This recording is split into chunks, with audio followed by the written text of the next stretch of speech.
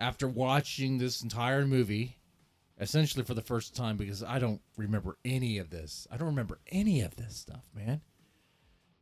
Would I watch this again? Not really. No, unless it's gonna be like a. Let's watch it with a group to laugh at it. It wasn't a good movie at all. Like, okay, you know the whole like don't show don't tell, that sort of thing as far as like writing goes, or writing a story. Well, movies have that too, where like you show a lot and people are supposed to figure it out, okay, but then you explain some things so that they know. The movie didn't explain anything at all. So like I didn't even know that there were like that the boy was actually the other guy's brother, a little brother. They could have just said that, a little thing of dialogue. In fact, if anything, he made it seem like the little boy that was following him was like some random kid that was following him. I was like, okay.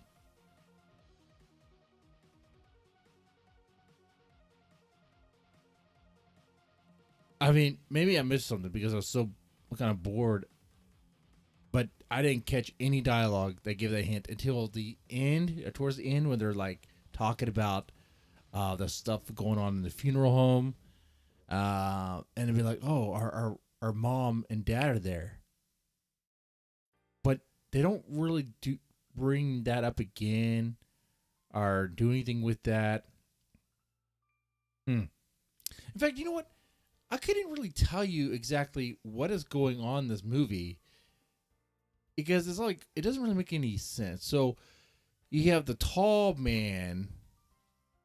He's a mortician. Okay, so he kills people, takes them to the mansion there and the funeral home, and then they turn into Jawa like creatures because there's a portal in the mansion, that mansion slash morgue, to a slave world where the Jawas. So wait, what's the dead body for then? If the Jawas could just come out of the portal, why do you need the dead body? I don't understand any of this. I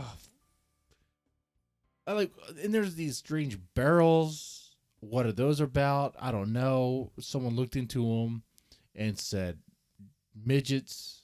So I guess a bunch of midgets and barrels. Oh man. Okay. And then it doesn't make any sense. Like what I was gonna say earlier in this movie is like it blends various like horror movie tropes that you've seen even for its time, it's 79. It's like it takes, oh, we're gonna have a creepy old man, or no, let's start from the beginning. We're gonna have that exploitive slasher stuff with the titties. That was the first thing you see in this movie. You know what? That was the best part of the movie. That was the best part of the movie. It was clear cut. It was basic. You understood what was happening. The dude is having a good time and then is killed by that woman who also is the old man. Okay, that could be something. Let's work with that. But I think the movie just got too complicated. It just got too complicated, really. So that was one thing it did. It had the slasher trope there, with the titties, the exploitation there. But then it was like, you know what we're going to do? We're going to do something different. We're going to put in Christine and have like the car drive itself. Oh, okay. Then we're going to have, the fly? Have like mutant flies fly around. I was like, oh, what are we doing here, guys? It's like so much. It's so hard. Oh. It's like what this movie needed was world building, and I think they're trying to do that. I think it would be easier to follow along with it if it kind of like made sense, if the characters did things that made sense. Like the biggest example is when the I don't know who these girls are. There's a blonde haired girl that you see earlier on in the movie at the, I guess is the antique store, earlier on at the tarot table, whatever it's supposed to be, with the Ozzy Osbourne person that was supposed to be the grandma, which is like not referenced later, unless that was the other old guy that died. I don't know. I don't know anything about any of that stuff because the movie doesn't really tell you anything about any of that stuff. But you see these people, you never see them again later on, right? I'm saying the blonde-haired girl is the same girl that was from that scene. And I guess is magical. I guess she's magical because she has a gold star right here in the middle of her forehead. Okay. And then she has a mom, I guess, because they're in this scene together in a car with the boy, that the main character, and the car is being messed with, like the locks are being messed with as if like the Jawa people were like after him. But instead of starting the car and going, actually the car was already on. I believe the lights were on. Instead of just going, taking the car out of park and just, leave, they just stay there.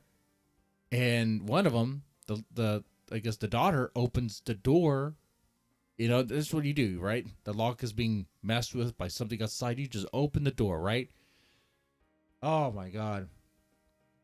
So they get attacked. They get killed. And then are not killed. Because we learn later on that they're not killed, that they're fine. But, like, nothing comes of that either. It's, man, they didn't take a look at the script and be like, none of this really makes any sense. These characters are all over the place, and it doesn't make sense. Can we fine-tune this shit? Can we do that? I mean, like, somewhere in the movie, like, there's elements where it's like, this could be cool. You have things to work with. But I just didn't really follow it. It was all over the place, man. It did get 4 sequels. The movie starts the same as Buffy the Slayer, but with nudity. Oh, yeah.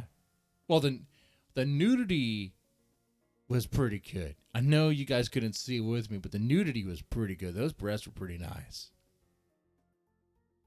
I would watch this movie again no, actually, I just fire a Pornhub. so, really, I'd watch this movie again if I wanted to have fun. Because making fun of it. That's kind of it, man. Not a good horror movie. Would definitely rate it like a 2 out of 10. All right, it's a 2 out of 10 for me. It's pretty bad. It would. You know what? It might be a 3 because there are some things that are kind of funny about it, like make it worthwhile. Like the kid had a freaking shotgun. Okay. Like the dynamic between the kid and his older brother is very interesting. I would say interesting when I say kind of creepy. What else? But there were some funny moments. I'm trying to think. The fact the kid would run around with a shotgun like that. That the old man bled mustard, apparently. Oh, this was an orb. When it hit the guy in the forehead, there was like no reaction, right? It was like it just stopped. No physics, no head bobbing or getting knocked back. And the insane gore that is shot out of the orb is just incredible. It's just funny, So I'll watch it again for that, maybe. Oh, that's the thing. It doesn't tell us anything about the orb. So I guess there's a wiki. There's a wiki, and it tells you all about the movie. And Repo Bob in the chat said he read the wiki, and it's more entertaining. I guess the wiki would tell you that, oh, yeah, the old man's actually a witch. And everything you're seeing are actually powers. I guess you would need that to fully understand. I mean, I get it. After seeing this first movie, it's like, okay, clearly this guy is doing this stuff. He has these powers, but it seems like so much and too much. It's like, what can he not do? If you have like, okay, like in a horror movie, you kind of have to have an understanding what the rules are, so that because it's kind of like a game. Or is this character going to survive in this situation? Because well, what are the rules? What do we know? The little that we do know of the thing that's chasing him or whatever, like, is it reasonable? Like, it might be some zombie thing, but I mean, is it reasonable? Is it bound by some sort of limitations? We don't know anything about that with the old man. The old man can do anything. There isn't anything he can't do. I mean, shit. He's Freddy Krueger. He can haunt nightmares, haunt dreams. Okay, he can turn into a hot woman and then use that to, no. So he's like a succubus. He could kill men that way. What else could he do? Oh, apparently his fingers move when they're away from him and can turn to flies. But yet he can just grow back fingers because his hands were fine later on. So, what else? He has force powers because he could communicate with his mind. Wait. But so does the brother. There's a scene, the boy gets knocked out of the back of the car, right? And he's down and he's out. And then it cuts to the older brother and then the boy on the road, right? He's out. And then make it like it's implied. I guess there's some sort of connection there, maybe spiritually or something, or maybe force powers or something. And it just the boy gets up, or maybe it's trying to show the boys think what's important. He needs to get up so he can protect his brother or whatever. But that's not really what I got out of it. But so what I'm saying is, the movie,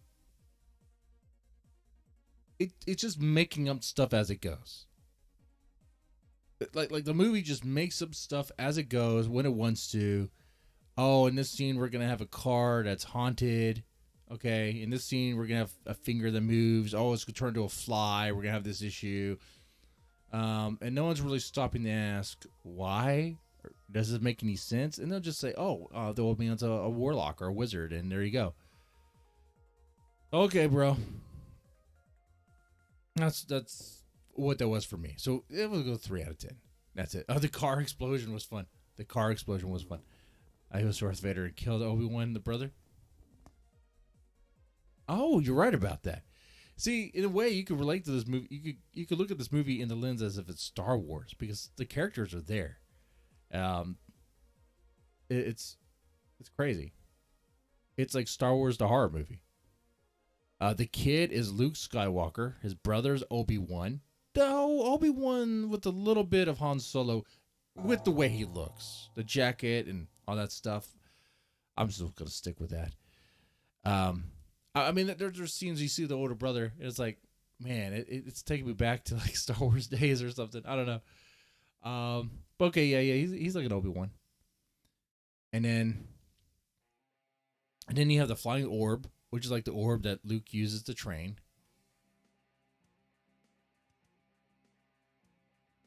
You have the blonde girl talking like Yoda next to what would probably be like an Emperor Palpatine, but we'd never see that person again. I don't think that's the same person who gets bit later on. But yeah, you could definitely see it. The tall man is definitely Darth Vader because he kills Obi-Wan. Yeah. Anyway, that's my review of this movie. So yeah, 3 out of 10. It's pretty funny. If you want to see Star Wars the horror movie, this is it. Y'all take it easy.